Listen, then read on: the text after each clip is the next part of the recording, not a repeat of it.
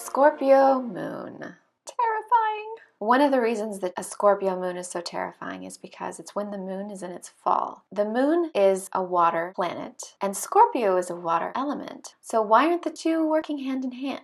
Because the moon should be something maternal, expressive, and Scorpio is not maternal and expressive. It is contained. It's emotion that's bottled up inside, held so tightly that it can't get out. It kind of reminds me of a series of unfortunate events. If you've read the books or seen the series, watching a Scorpio moon can sometimes feel like that because their life will be filled with tragedies. However, there is the silver lining, which is the transformation of Scorpio.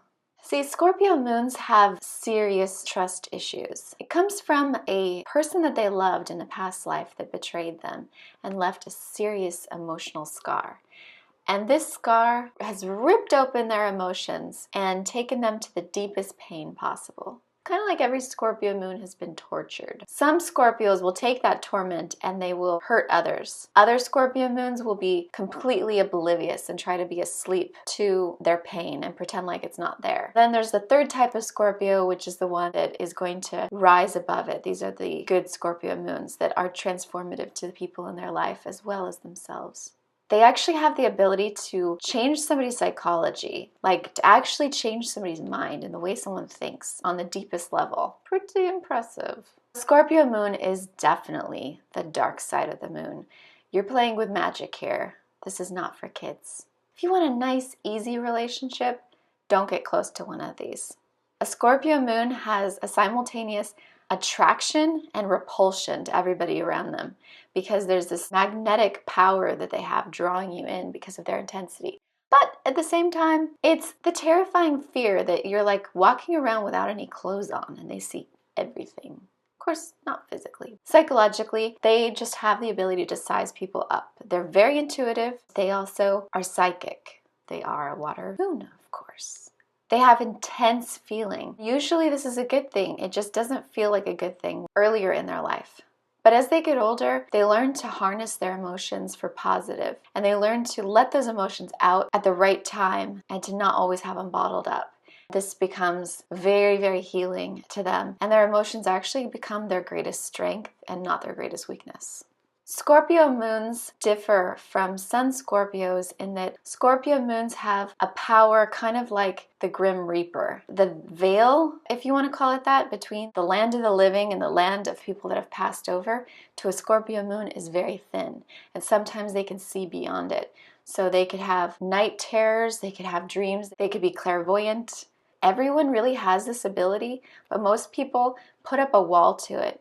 And a Scorpio moon has been through so much pain and intensity that they really just don't have the ability to put up that wall. They live with the idea of death and all of the dark things, and this is their reality that they live in. They don't have anywhere to run to. A Scorpio sun, if they have another placement of the moon, they have a hiding place. If the Scorpio gets too much, they're like, run away! And then they run to their moon sign, and that gives them comfort. But a Scorpio moon, they don't have this. The darkness is their comfort. This can be powerful because they can see when someone's in pain when no one else does. When someone's being abused when no one else can see it, when no one else wants to.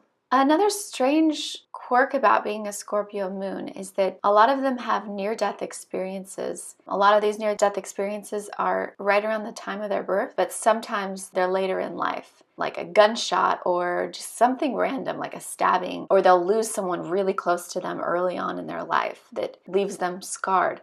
This scar is actually not the first. This is just a reminder to act as a catalyst to open up the pain of their past life. Another reason why the moon in Scorpio is in its fall is because even though all of these things sound like they're very powerful, they are. However, they don't have enough power to handle all of the feelings that they get. They need the help of others. If they don't have the right people around them to help them, then they can drown in these dark emotions. A lot of Scorpio moons go towards things like art.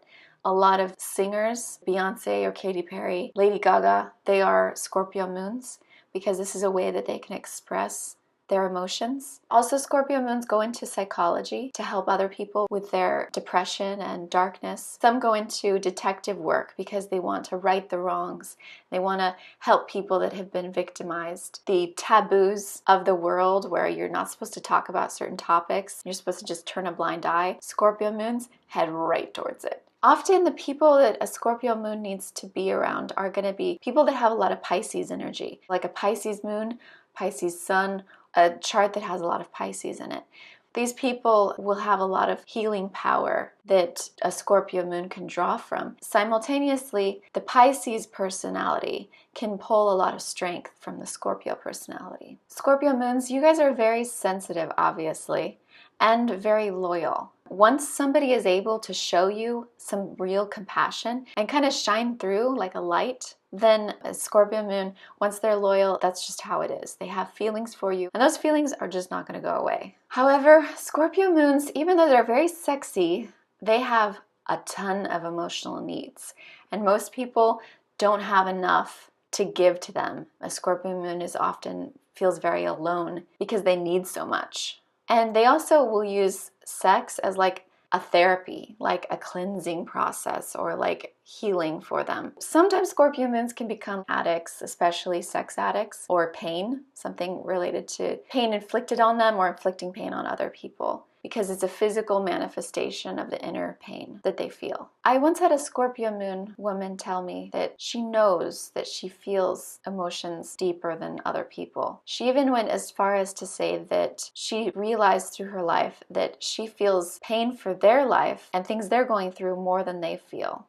As strange as it sounds, I think a lot of Scorpio moons can relate to that. True kindness for a Scorpio moon is shocking. They kind of always expect the worst out of people because the darkness is such a reality for them. And so when someone is truly altruistic, it is a shocking, trembling moment in their life that they will always remember. It never goes unnoticed. You guys have to live in a place of emotional honesty. You can't run just to fantasy, and you can't bottle up those emotions forever. They are like a tornado, and eventually they're just going to break free. The only way to handle it is to let out those emotions at the right times with the right people. Surround yourself with people that can really feel at least some of what you're feeling. This gets into the scariest thing for them. The scariest thing for Scorpio moon is to make themselves vulnerable to another person. And, well, love makes you vulnerable, for sure. They're just afraid of somebody hurting them like they were hurt before, which is understandable. So they often date people or go for people that are like little pets, that are totally under their control. They're simpletons, ultimately, instead of going for someone who can really be like a real partner to them. So don't be afraid of someone who is also intense. Someone who can really get to you. Someone who can get to that secret hiding place that you have inside of your head. That room that no one else is allowed into. Just make sure it's the right person. Follow your intuition. So at the lowest form, Scorpio moons are terrifying individuals who are really dark and brutal. But at the best form, Scorpio moons are the agent for change, the person who is like a transformative angel to the people in their life that can make a difference in a way that seems completely impossible to everyone else. Whew. So was that scary? It wasn't that scary. Whew. Now that Scorpio is done, we're going to have Sagittarius moon up next. Party time. All right, guys, thanks for watching Elizaverse, and subscribe to my blog. See you next time.